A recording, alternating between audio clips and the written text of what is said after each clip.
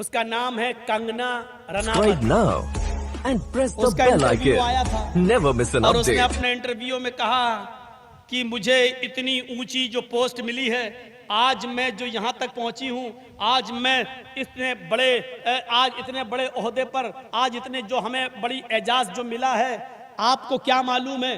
Kapil Sharma show में आके उसने कहा था कि आपको क्या मालूम है, मुझे इस रास्ते तक और इस कामयाबी तक, इस तरक्की तक आते हुए कितने लोगों के बिस्तरों को गर्म करना पड़ा, ये आप क्या जाने। ये दी है आपने एक औरत को इज्जत, ये दी है एक औरत को मकाम। और इस्लाम ने एक औरत को क्या इज्जत दी है वो आप जानते हैं। इस्लाम ने एक औरत को ये इज्जत दी है कि आप अपनी बहन, अपनी बेटी को अगर घर में उसकी अच्छी परवरिश और तरबियत करते हैं और कोई शख्स तुम्हारे घर में घुस जाए और तुम्हारी बहन, तुम्हारी बेटी के साथ, तुम्हारी बीवी के साथ रेप करना चाहे, जबरदस्ती करना चाहे, उसकी इज्जत व आबरू से खेलना चाहे, तो तुम उससे लड़ जाओ। लड़ते लड़ते यहां तक कि अगर तुमने उसको कत्ल कर दिया है तो तुम गुनाहगार नहीं होगे।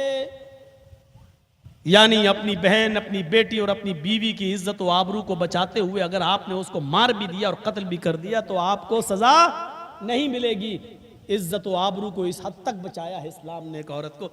और यहां तो कई लोगों के बिस्तरों को गर्म करने के बाद एक लड़की को तरक्की मिलती है, एक लड़की को एजाज मिलता है, एक लड़की कामयाबी की सीढ़ियों को तय कर। अब अंदाजा लगाएं, ये आपने दिया है। कुरान करीम ने इसीलिए औरतों को हुक्म दिया, वक़रना फी बुयूतिकुन्ना, अपने घरों को लाजिम पकड़ लो और बिला ज़रूरत तुम घर से बाहर न निकलो।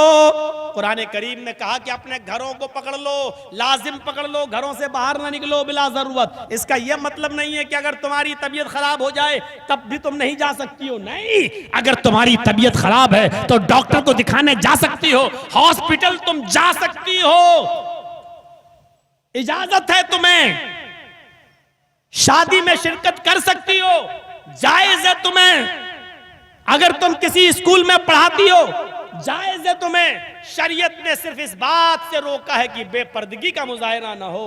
तुम हिजाब के साथ, चेहरा छिपा कर, तुम पर्दे के साथ स्कूल में भी जा सकती हो, मदरसों में भी जा सकती हो, पढ़ने भी जा सकती हो और डॉक्टर को दिखाने भी जा सकती हो, अपनी नानी और अपनी खाला और अपनी चाची के घर भी जा सकती हो। लेकिन शर्त यह है कि बेपर्दगी का मुजाहरा नहीं होना चाहिए। यह है इस्लाम।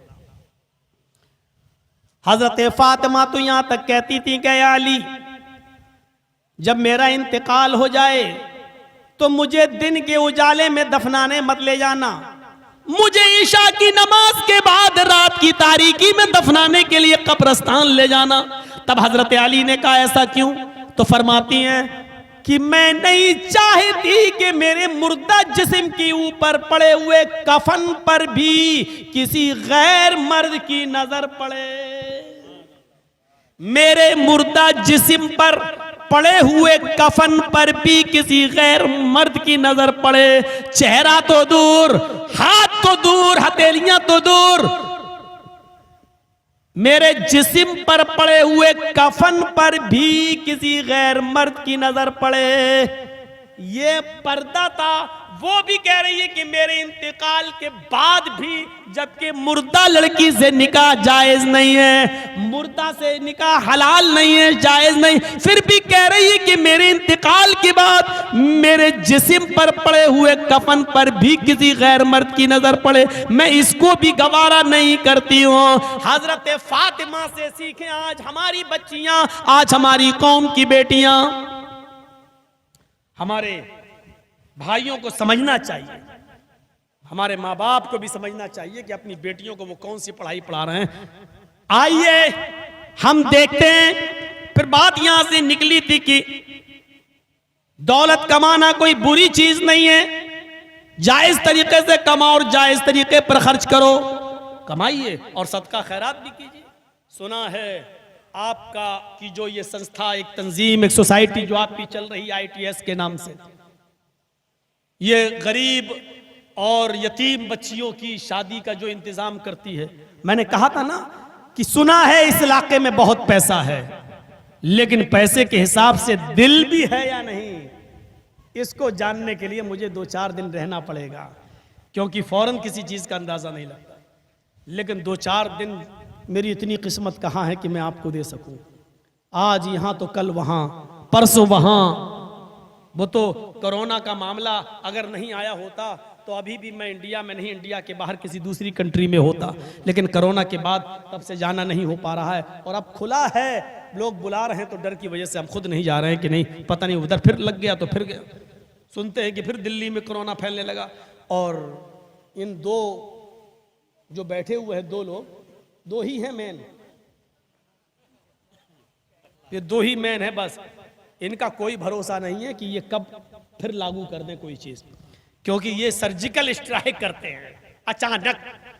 नोटबंदी अचानक, फला चीज अचानक, ये अचानक फिर कब कर दें, कहीं विदेश में लटक ना जाए कहीं कि इंडिया में आने के बंद ही कर दें। तो कभी कभी ये डर भी लगता है, क्योंकि इन दोनों की खोपड़ी पूरी दुनिया की खोपड़ी से अलग है, तो इसलिए थोड़ा सा डर भी महसूस होता है। तो मेरे भाइयों, वो ये देखना पड़ेगा। लेकिन चलिए, हमको तो बताना है, बता देता हूं। कुरान करीम की एक आयत पढ़ता हूं, जरा सुन लीजिएगा, बड़ी प्यारी आयत है।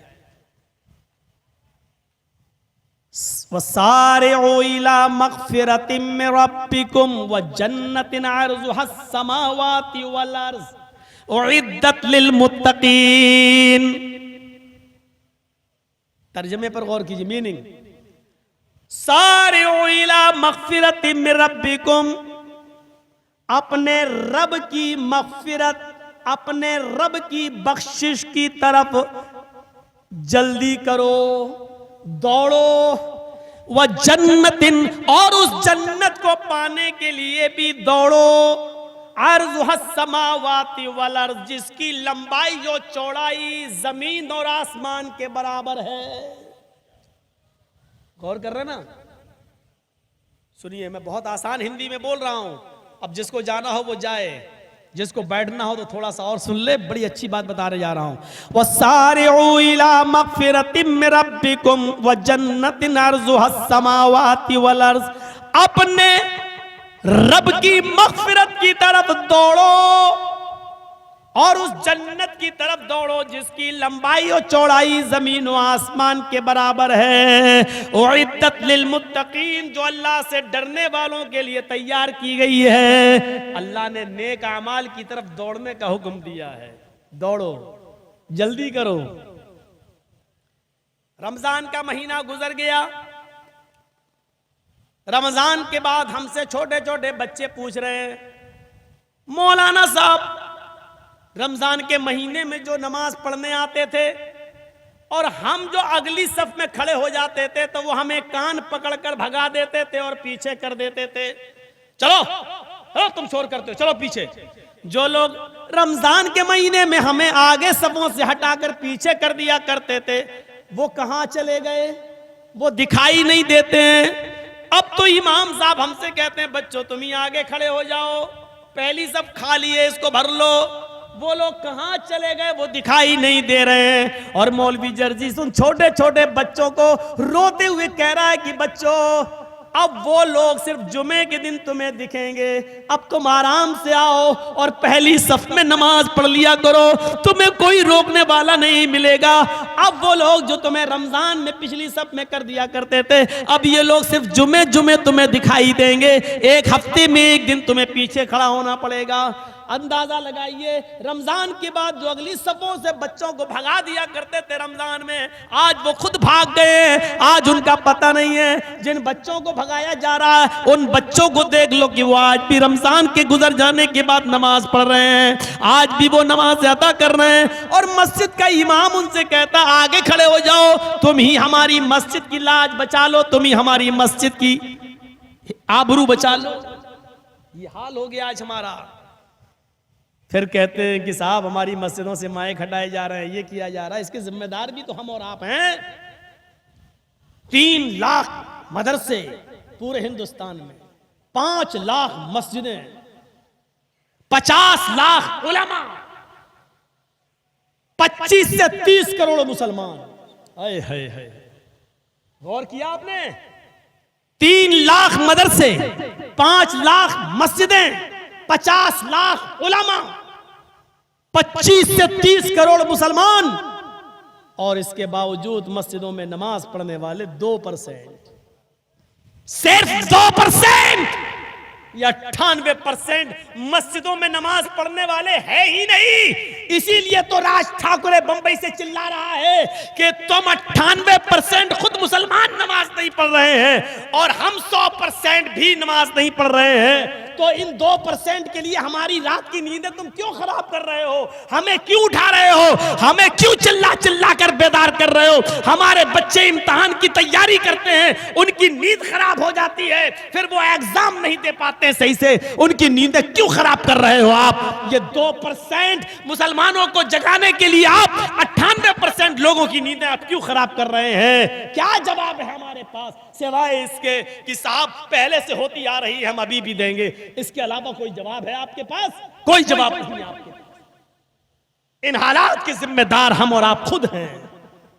क्या गलत बोल रहा है राज ठाकरे? मैं तो समझता हूं कि उसकी बातों में एक सच्चाई है। अलग बात है कि वो राजनीति के तौर पे बोल रहा है। उसने ये बात हमें समझाने के लिए कही होती तो अलग बात थी। वो अपनी राजनीति सेंकने के लिए, और चूंकि बीजेपी महाराष्ट्र में गठबंधन किसी से करना चाहती है, इसलिए वो राज ठाकरे को उकसाकर इस तरीके का बयान दिलवा रही है, क्योंकि राज ठाकरे को अपनी मुर्दा जमीन जिंदा करना है, इसलिए ये बयान दिए जा रहे। ये मैं समझ रहा हूं, लेकिन उसकी बात में किसी हद तक सच्चाई है कि आखिर 2% लोगों के लिए 98% लोगों की नींद क्यों खराब कर रहे हैं आप? आपके यहां गवर्नमेंट अच्छी है, आप आसान दीजिए, 10 नहीं 20 माइक लगा दीजिए, आपको कोई कुछ कहने वाला नहीं है। लेकिन दूसरों के बारे में सोचिए। मुसलमान सच्चा वो होता है जो अपने नहीं दूसरों के बारे में ज्यादा सोचता है। क्या कहा? नेक अमाल में आगे बढ़िए। अल्लाह ने ये नहीं कहा इस आदमी की बिल्डिंग बहुत अच्छी बनी हुई है, तुम उससे अच्छी बिल्डिंग बनाने में आगे बढ़ो। इसकी 2 दुकानें, तुम तीसरी दुकान खोलने की कोशिश करो। ये नहीं कहा, बल्कि ये कहा अपने रब की मगफिरत की तरफ आगे बढ़ो। एक वाकया सुनाता हूं, बहुत जबरदस्त वाकया है। आपने वो वाकया सुना होगा, लेकिन मेरी जबान से सुनिए, आपको उस वाकये को सुनकर बड़ी दिलचस्पी होगी और अच्छा लगेगा। सुनिए। गज़वा